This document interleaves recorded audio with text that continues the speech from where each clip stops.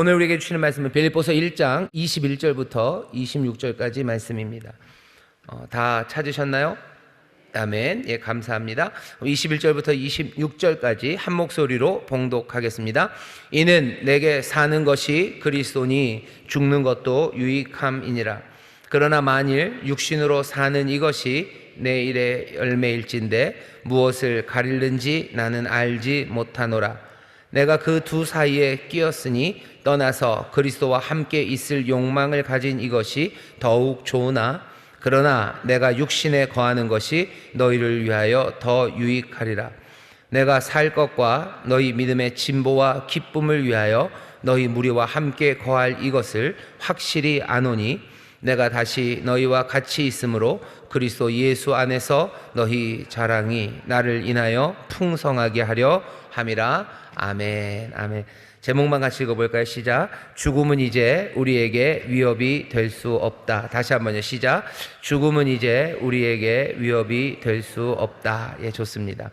오늘 죽음에 관한 이야기를 좀 할 겁니다. 바울이 지금 빌립보의 교회에 보내는 편지를 쓰면서요, 오늘 읽은 단락에서 말하는 건 전하려고 하는 건 이런 겁니다. 너무 걱정하지 말아라.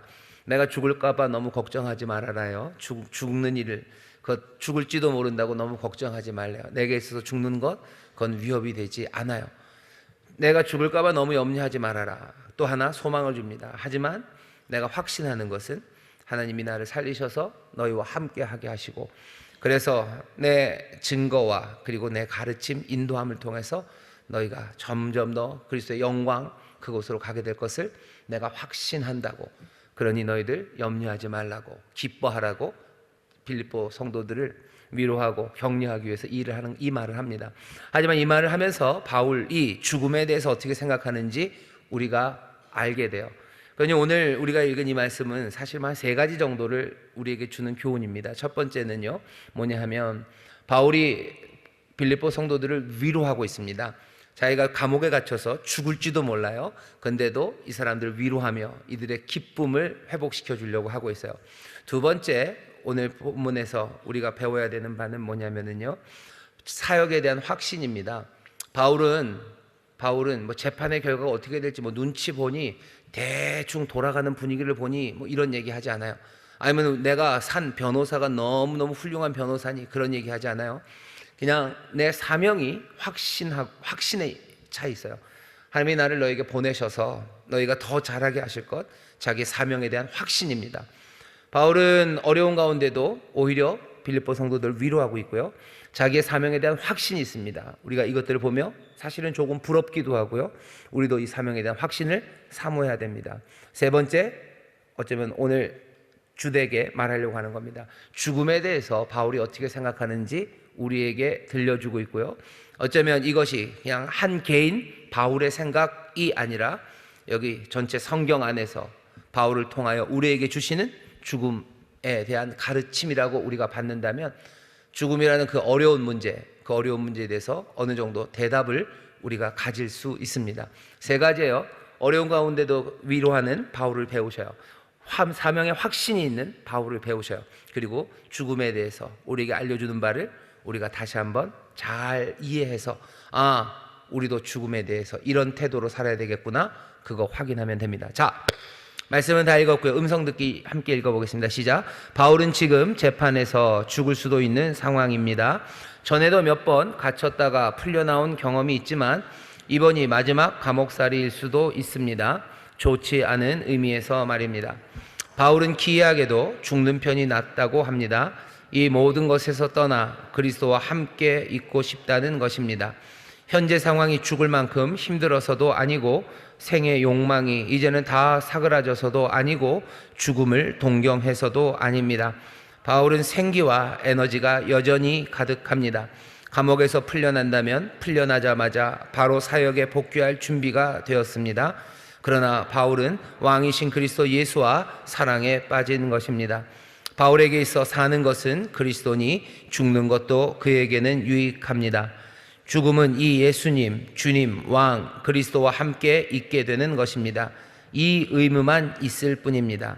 바울에게 죽음에 관해서는 다른 것은 생각할 것도 없습니다. 거기까지요. 죽는 것도 유익함이라라고 바울이 그럽니다. 죽는 게 유익하대요.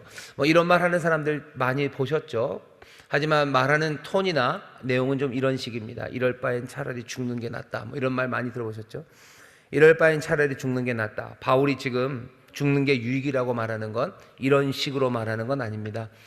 이럴 바에는 차라리 죽는 게 낫다라고 말하는 사람들은 왜 이런 얘기들 하죠? 뭐 너무 힘들기 때문이요. 너무 힘들어서 사는 게 왜 이렇게 힘든지 차라리 이럴 바에는 죽는 게 낫겠다 싶을 만큼 사람들이 너무 힘들면 이런 말 합니다. 아니면 아무 의미가 없기 때문이요.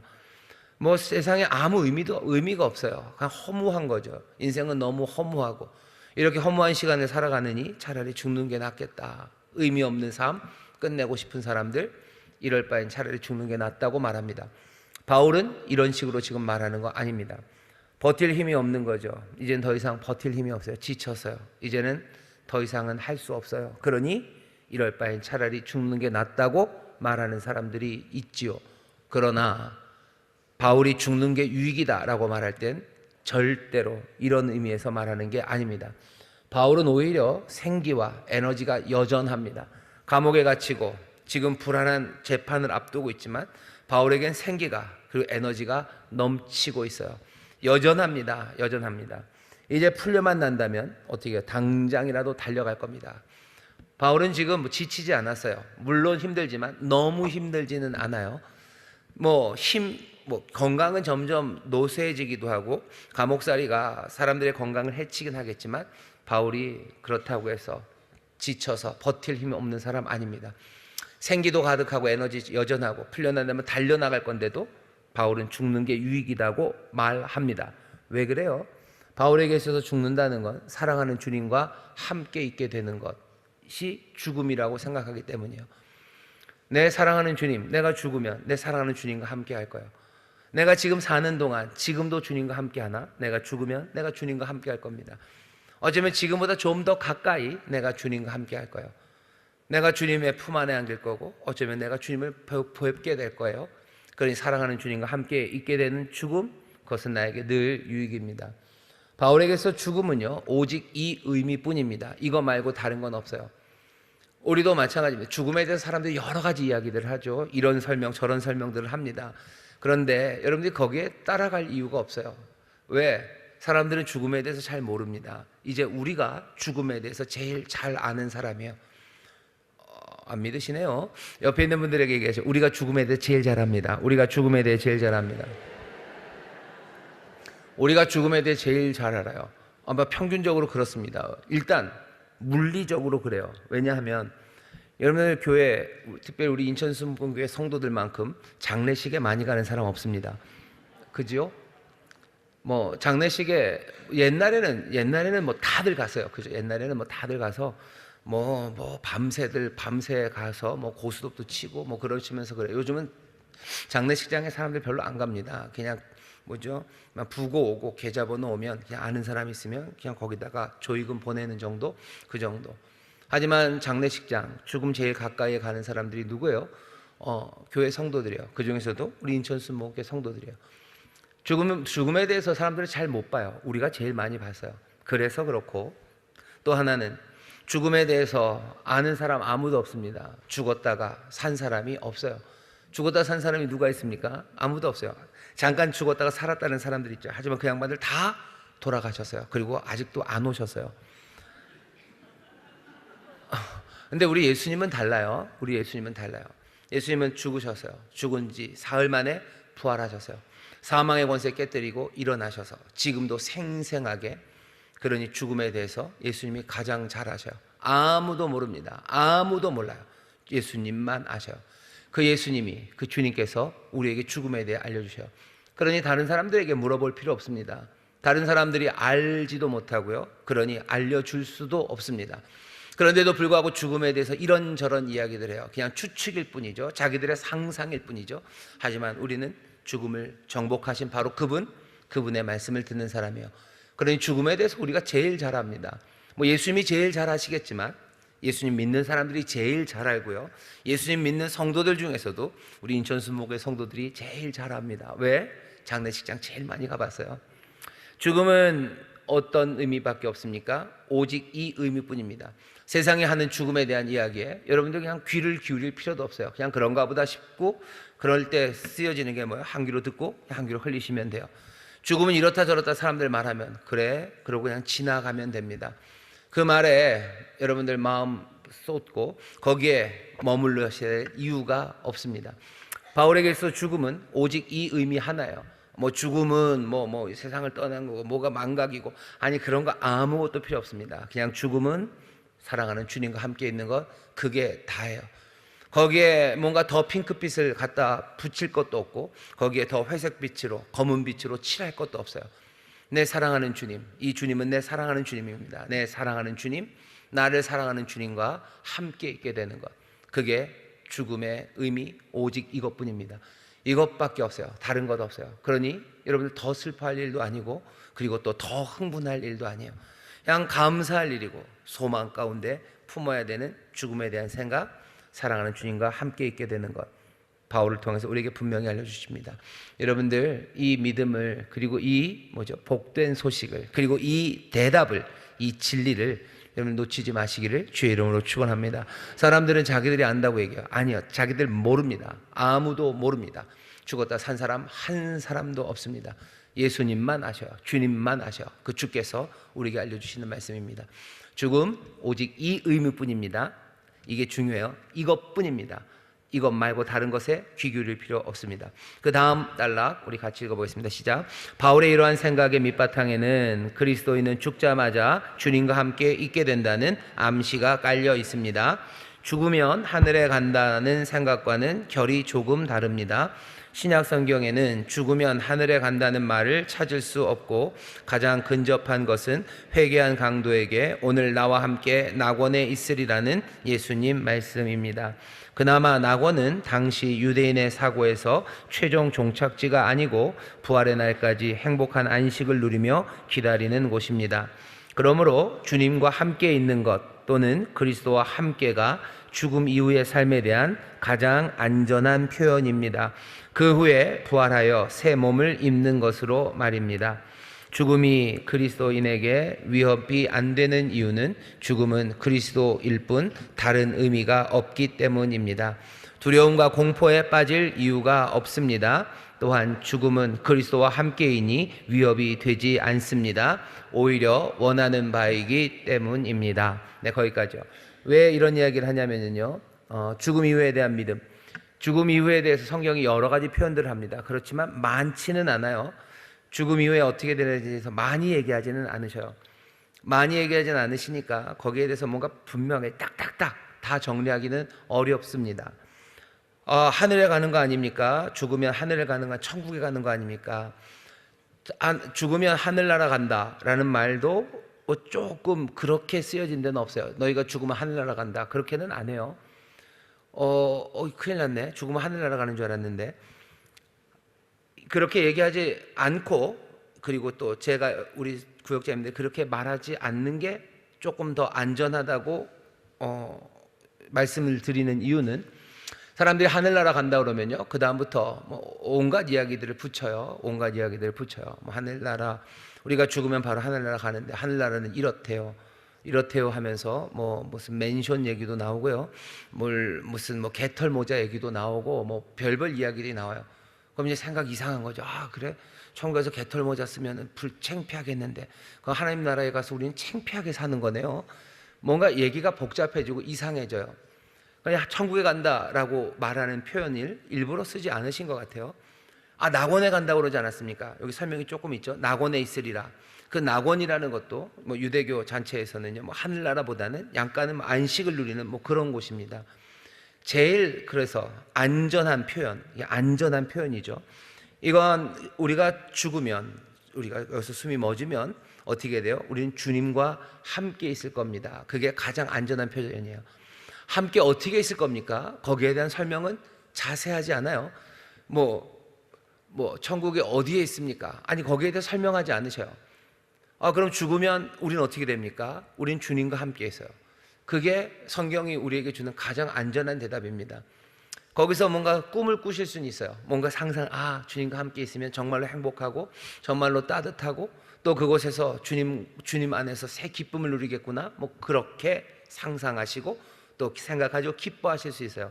근데 거기서 뭔가 얘기가 좀 더 복잡해지기 시작하면 그거 갖고 사람들이 또 싸워요. 어떻게 무슨 개털모자 쓰냐, 개털모자 면류관 있어야 되는 것 아니냐. 그러니까 그래야 될 이유가 하면 없는데, 왜? 죽음 이후 그 다음에 어떻게 되는지에 대해서 명확하게 이렇게 저런 가르침이 많지 않아요. 분명하지 않은데 이런 주장 저런 주장을 하면서 뭐죠? 뭐 네가 맞니 내가 맞니 그럴 필요 없습니다. 그냥 뭐라고 얘기하면 돼요? 우리가 죽으면 어떻게 돼요? 주님과 함께 있을 겁니다. 그리스도와 함께 있을 거예요. 그게 뭔지 구체적으로 말할 필요도 없어요. 왜? 우리는 그리스도, 우리 사랑하는 예수 그리스도, 우리 사랑하는 주님이 얼마나 좋은 분인지 알기 때문이에요. 얼마나 우리를 사랑하시는지 알기 때문이에요. 우리를 향한 사랑이 한이 없으신 은혜의 주님과 함께 있으면 내가 그 디테일을 잘 몰라도 별로 염려할 것 없습니다. 여러분들 맛있는 식당이 있어요. 맛있는 식당 가면 어떤 식당은 그냥 백반을 줘요. 백반을 주면 뭐 이걸 뭐가 나오네 안 나오네 말할 필요가 없어요. 왜? 그 집은 늘 맛있어요. 미역국을 줘도 맛있고 콩나물죽을 줘도 맛있고 국 없어도 맛있어요. 별로 시장하시지가 않으시죠? 그러니까 옛날에 그 백반집이라 그래서 그냥 알아서 주셔요. 근데 요새는 또 그걸 또 무슨 뭐 일식처럼 무슨 일식집에서 뭐라 그러는데 모리카셴가 뭐 그래서 뭐 그러니까 주인장 마음대로죠. 주인장 마음대로 뭐 초밥집 때도 뭐 주인장이 알아서, 게다가 요새는 뭐죠? 뭐 고기도 뭐 주인장이 알아서 주는 대로 먹고, 그게 뭐 최첨단인 것 같지만 아닙니다. 옛날에 백반집에서 다 그랬고요. 그리고 다 집에서 그냥 엄마들이 다 엄마 마음대로 차리셨어요. 우리가 주님 앞에 갔을 때 거기에 무슨 초밥이 놓일지에 대해서 뭐 생각할 필요 없어요. 거기에 그걸로 싸우실 일도 아닙니다. 그냥 주님과 함께 그리스도와 함께 있을 거예요. 가장 좋은 거 주실 거고 놀라운 평강으로 우리를 채우실 거고 그 안에서 가장 아름다운 것들을 누리게 하실 거예요. 그럼 우리가 뭐라고 말하면 됩니까? 우리는 주님 죽으면 어떻게 해요? 주님과 함께 있을 거예요. 주님과 함께 있을 거고 내가 그리스도 그분과 함께 있을 겁니다. 그냥 그거면 다 돼요. 그거면 다 돼요. 거기에서 뭐가 이렇게 저렇게 많이 얘기할 필요 없습니다. 왜? 성경에 많이 얘기가 되어 있지 않기 때문이고요. 그리고 많이 더 얘기할 필요도 없기 때문입니다. 내가 주 안에 내가 주님과 함께 있다면 거기서 더 바랄 게 없습니다. 그러니 우리 구역장님들 가장 안전하게 얘기하셔요. 사람은 죽으면, 믿는 사람들 죽으면 어떻게 됩니까? 우리가 죽으면 주님과 함께, 우리는 그리스도와 함께 있습니다. 그 다음에 할 수 있는 말은 뭐예요? 그 다음에 하는 말은 그 후에 언젠가 그날에 우리는 부활의 몸을 입을 겁니다. 그게 우리가 믿는 죽음 이후에 대한 가장 안전한, 하지만 분명한, 그러면서도 은혜롭고 그리고 놀라운 우리에게 주시는 약속입니다. 우리는 두 가지 얘기하면 돼요. 죽으면 우리는 주님과 함께 있습니다. 그리고 그 후 그날에 우리는 부활의 몸을 입을 겁니다. 그게 성경이, 적어도 신약 성경이 우리에게 알려주는 죽음 이후에 대한 가장 안전하고 분명한 말씀입니다. 구역자님들은 이 이야기 하시면 돼요. 이 믿음은 하지만 모두가 다 분명하게 붙잡으셔야 됩니다. 사람들이 죽음 이후에 어떻게 돼? 몰라 라고 하면 안 돼요. 겸손한 거 절대로 아니에요. 그건 무지한 거지. 무지한 거예요. 무지한 뿐만 아니라 기억력도 없는 거예요. 다시요. 갑자기 상처받으셨지요. 그냥 쇼크를 드리려고 하는 거예요. 왜냐하면 죽음에 대해서 묻습니다. 제 아이들도 가끔 물어요. 아빠 죽으면 어떻게 되냐요? 죽으면 어떻게 돼? 죽으면 주님과 함께 있어. 애들은 자꾸 궁금하게, 그러니까 자꾸 물어보려고 그러죠. 아니 아빠도 거기까지밖에 몰라. 하지만 그걸로 충분하다. 주님과 함께 있는다. 그냥 거기까지 얘기하면 돼요. 다른 이야기하기 시작하면 이야기가 이상해 갑니다. 천국은 어디 있어요? 거기는 어디 무슨 물리적인 세계가 어디 있는데 달나라 뒤에 이게 되나요? 무게가 그러면 복잡해져요. 우리가 거기에 대해서 우리는 모릅니다. 그게 솔직한 대답이에요. 그렇다고 해서 주님이 모르셔요? 아니요, 그렇진 않아요. 주님은 아셔요. 하지만 주님이 우리에게 안 알려줌. 우리에게는 알려주지 않으신 거예요. 그러니까 뭐만 알려주셨어요? 그날에 우리에게 부활의 몸을 입는다고 알려주셨어요. 우리에게 알려주신 건 내가 나와 함께 있는다. 내 품에 있는다. 주님과 함께 있는다고 알려주셨어요.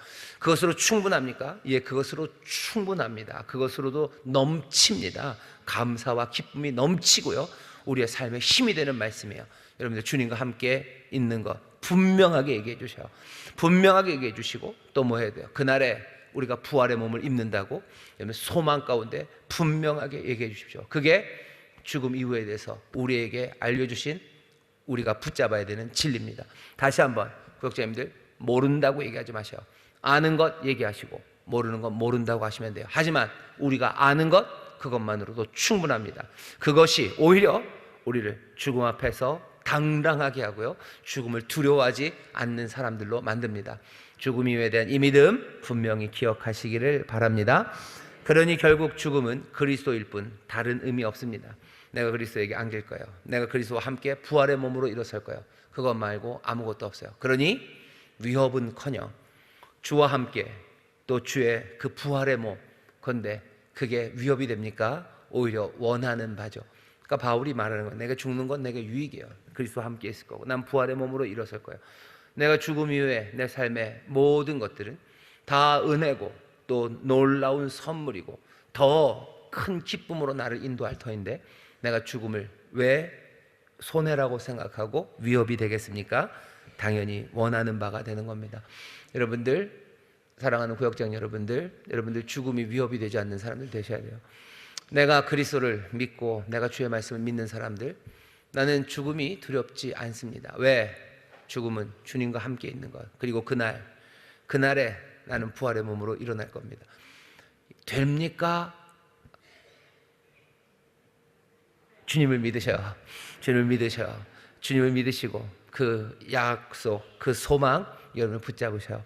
이게 어쩌면 점점 이 믿음을 흔들어 버리는 세상을 삽니다.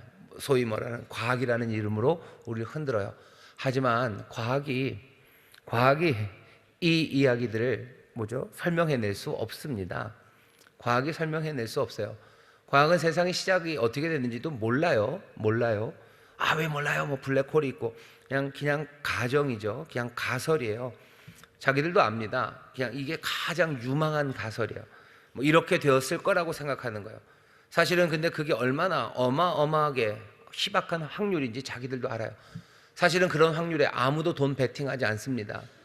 하지만 그냥 자기들의 한계가 그거기 때문에 그 희미한 것들을 그냥 붙잡아 놓은 것뿐이지, 과학이 세상을 어떻게 만들어졌는지도 설명 못하는데 이 세상의 끝에 대해서 무슨 설명을 하겠습니까? 우리는 세상을 만드신 이를 믿어요. 우리는 세상을 선하게 완성하실 이 그분을 믿어요. 그 주님을 신뢰하고 그 주님이 우리를 사랑하심을, 그 주님의 은혜가 우리와 함께함을 우리는 믿는 사람이에요. 세상의 주관자가, 세상을 통치하시는 이가, 그 지혜가 우리를 향해서 주시는 말씀입니다. 죽음에 대하여 모르는 세상의 말에 여러분들 흔들려 우리에게 주신 참된 진리의 말씀을 놓치지 마시고 오히려 이 진리를 믿음으로 붙잡으시기를 주의 이름으로 축원합니다. 주의 이름으로 축원합니다. 그 다음 단락 읽겠습니다. 시작. 바울이 오늘 진짜 말하고 싶은 것은 어떤 일이 일어나든 그것은 일이 잘못되어지는 것이 아니라는 것입니다. 그리고 이것을 빌립보 성도들에게 알려주고 싶은 것입니다. 어쩌면 이번 투옥이 생명을 빼앗는 판결로 맞춰지더라도, 갑자기 자기의 사망 소식이 전해지더라도 자신이 그에 대비했고 그것을 기쁘게 받아들였음을 빌립보 성도들이 알 것이라는 마음으로 이 편지를 쓰는 것입니다. 알려주는 거예요. 혹시 내가 죽어도 너희들 너무 슬퍼하지 말아라. 기뻐해라. 왜? 내게 있어서 죽는 건 유익이고 나는 내가 죽으면 주와 함께 있음을 내가 알기 때문이고, 여기서 말하진 않지만 우리가 그날에 부활의 몸으로 다 같이 일어나 함께 주 앞에서 만날 것을 내가 알기에 너희들 내가 죽었다는 이야기 들어도 슬퍼하지 말아라. 기뻐해라. 항상 기뻐해라. 위로하며 그 말씀을 전하는 겁니다. 죽음에 대한 생각이 바울처럼 이렇게 바뀌고 이 진리에 서게 되면요, 어떤 일이 닥치더라도, 그렇죠, 기쁨을 빼앗기는 일이 없습니다. 어떤 일도 우리에게서 기쁨을 빼앗아가지 못해요. 왜? 사나 죽으나 내겐 사는 것이 그리스도예요. 그리고 죽는 것도 그리스도입니다. 내 삶 전체가 사나 죽으나 그리스도로 가득한데 그리스도 안에 있는 나에게 딴 근심이 있을 리가 없어요. 그리스도 안에 있는 나에게 이 기쁨이 사라질 리가 없습니다. 사는 동안에도 기쁨이, 내가 죽어서도 기쁨이, 내 삶 전체가, 그리고 다른 사람들에게도 기쁨의 이유가 됩니다. 여러분들 죽음에 대한 생각이 바뀔 때 얼마나 사람들은 담대해지고 그리고 또 샘솟는 기쁨을 누릴 수 있는지 모릅니다. 우리 모든 성도들, 우리 구역장님들 정말로 죽음에 대한 생각이 바뀐다는 건요, 그리스도로 충만해진다는 겁니다. 그리스도로 충만해요, 사는 동안. 그리고 그 죽음, 숨이 멎고 그 이후에도 내가 그리스도로 살아가요. 내 삶은 그리스도로 충만합니다. 그러니 기쁨을 누구도 빼앗아갈 수 없고요, 우리의 기쁨이 빼앗겨질 리도 없습니다. 여러분들 다시 한번 그리스도 안에서 사시고 또 그리스도 안에서 죽으시고 그리스도와 함께 일어서는 복된 이들 되기를 주의 이름으로 축원합니다. 주의 이름으로 축원합니다. 저에 계신 구역자님들에게 다시 한 번만 얘기합시다. 뭐라고 얘기하셔야 돼요? 죽는 것도 유익입니다. 죽는 것도 유익입니다. 죽는 것도 유익입니다. 아멘, 아멘, 아멘. 죽음, 내가 주와 함께 있는 겁니다. 자, 마지막 단락 같이 읽어보겠습니다. 시작. 동시에 그는 자신에게 할 일이 더 있음도 확신하고 있습니다. 그가 세운 교회는 바울만이 줄 수 있는 가르침과 인도가 필요하고 이방인의 사도로서 아직 복음을 듣지 못한 이방인들이 많기 때문입니다. 그래서 확실히 안다고 말하는 것입니다. 살게 될 것을. 그래서 빌립보 성도들과 함께 할 것을 말입니다. 놀라운 확신입니다. 죽음과 관련해서 어떤 일이 일어난다고 하더라도 다른 사람들이 그리스도 안에서 성장하고 그리스도가 내 안에서 영광을 받으실 것이기에 바울에게 죽음은 위협이 될 수 없습니다. 죽음이 위협이 되지 않아요. 하나는 내가 죽어도 죽는 것이 유익이기 때문이고요, 또 바울은 사명의 확신이 있기 때문에 죽음이 닥쳐온다는 건 위협이 되지 않습니다. 왜? 살 것에 대한 확신이에요. 왜? 내 사명이 여전히 남아있다는 것을 바울이 확실히 알기 때문입니다. 가르침이 필요하고 인도가 필요한 교회들이 있어요. 아직 복음을 듣지 못한 사람들이 있어요. 그러니 바울은 확실히 압니다. 나는 아직 죽을 때가 되지 않았다는 걸 바울은 알아요. 이런 사명에 대한 확신이 있는 사람들은요, 죽음에 대한 두려움이 없습니다. 죽음이 위협이 되지 않는 사람들, 사명이 분명한 사람들이요, 내게 맡겨주신 일들이 분명한 사람들은 죽음이 두렵지 않아요. 내가 혹시 아니요, 그래도 나는 주 앞에 가겠지만 나는 지금 내 사명에 확신이 있기 때문에 죽음이 위협이 되지 않습니다. 죽음이 위협이 되지 않는 사람들, 사명을 분명히 아는 사람들, 게다가 죽음은 주와 함께 하는 것이라는 걸 아는 사람들, 그 사람들은 죽음이 두렵지 않아요. 오늘 두 가지 확인하시면 돼요. 나는 정말로 이 진리 안에서 죽음은 주님과 함께 하는 것임을 나는 믿는지, 나는 내 사명에 대해서 확신이 있는지, 그러면 그 다음부터는 죽음은 위협이 되지 않습니다. 사망에 쏘는 것이 더 이상 우리를 어떻게 하지 못합니다. 죽음이 위협이 되지 않는 사람들, 사망이 위협이 되지 않는 사람들, 그 사람들은 이미 영원한 생명을 누리는 사람들입니다.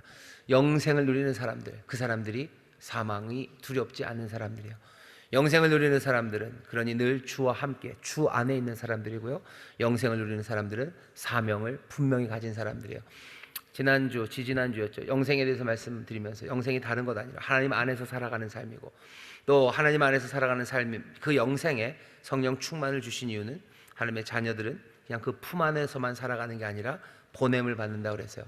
보냄받은 영생, 그리고 그 품 안에서 누리는 영생, 그 영생을 가진 사람들은 죽음이 두렵지 않습니다. 화면을 보고 깜짝 놀랐어요. 옷이 저렇게 화사하다니.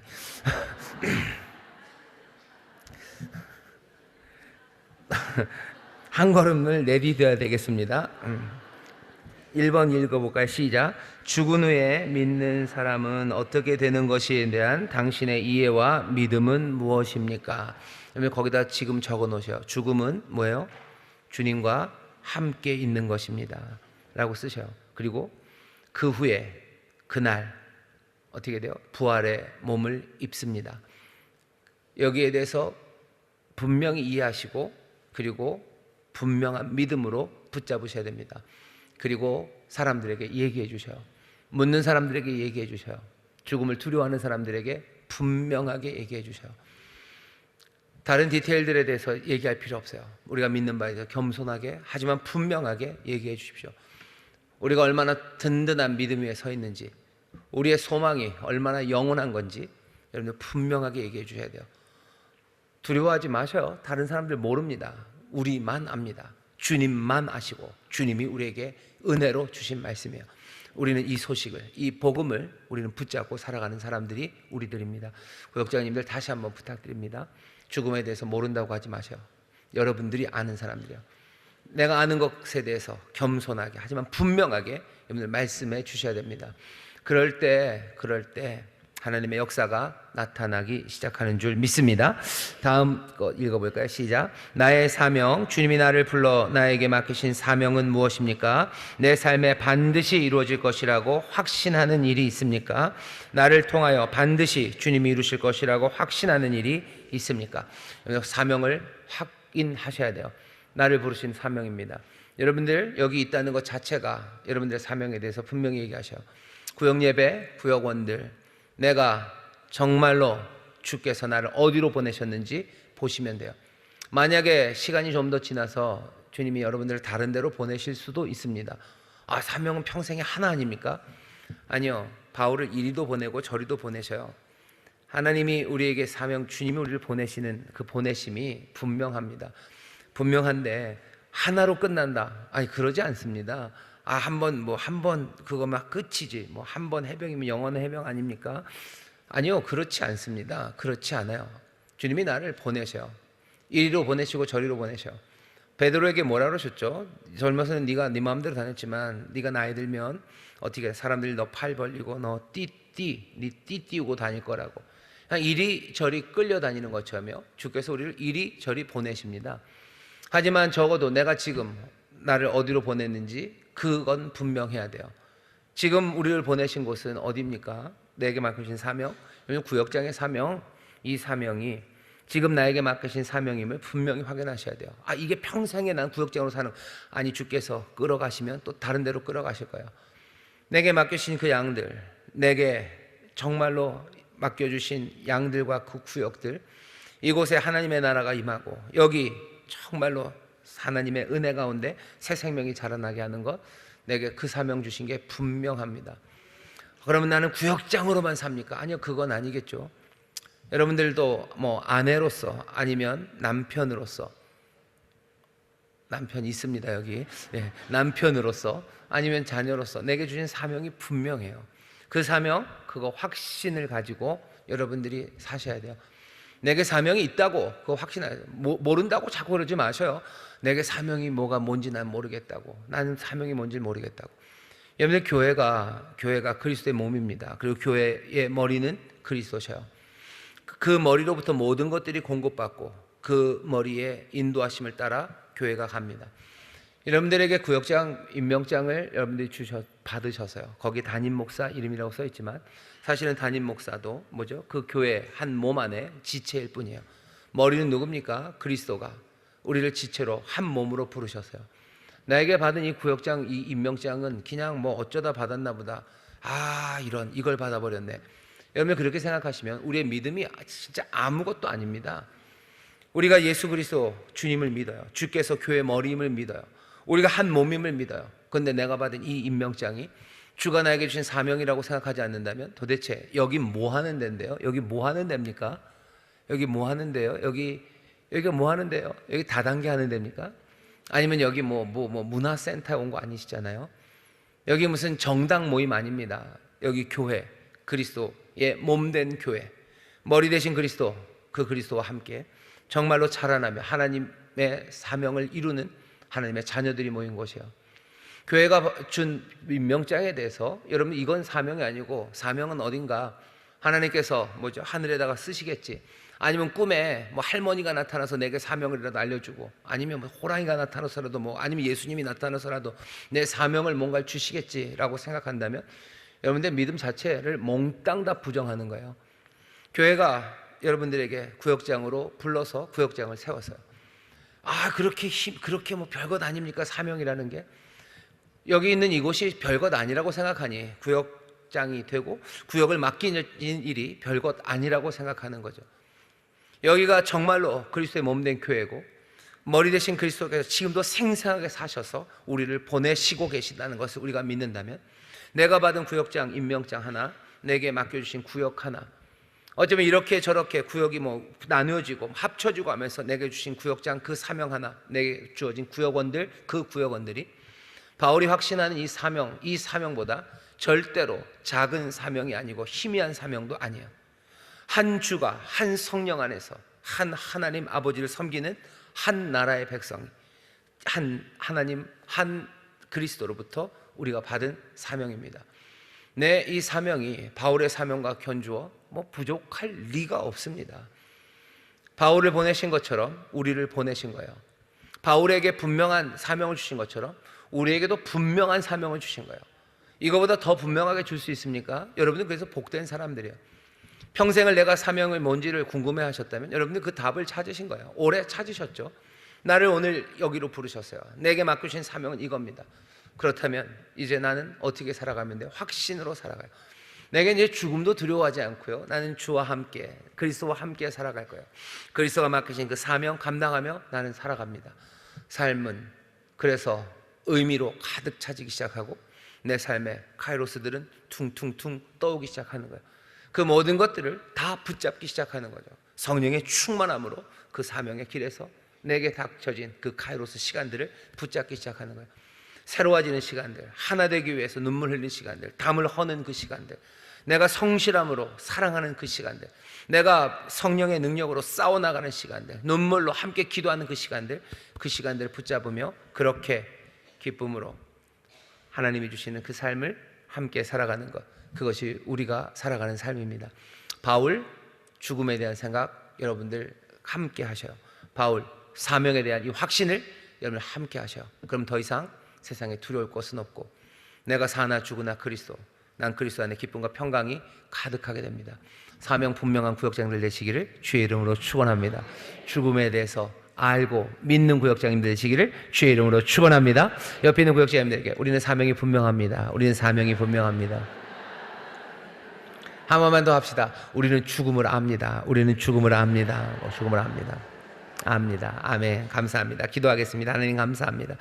주 앞에 나와 함께 기도하고 함께 사명받은 구역장들, 서로가 아버지 사명을 격려하는 구역장들 되게 하여 주옵시고, 아버지 안에 죽음 그것들 두려워하지 않으며 사는 것 그리스도니 죽는 것도 유익임을 아버지 함께 고백하는 우리 구역장들 되게 하시사 어떤 일들 닥치더라도 그리스도 안에서의 기쁨과 그 감격을 잃지 않는 하나님 생명 가득한 복된 이들이 되게 하여 주옵소서. 감사드리며 예수님 이름으로 기도하옵나이다. 아멘.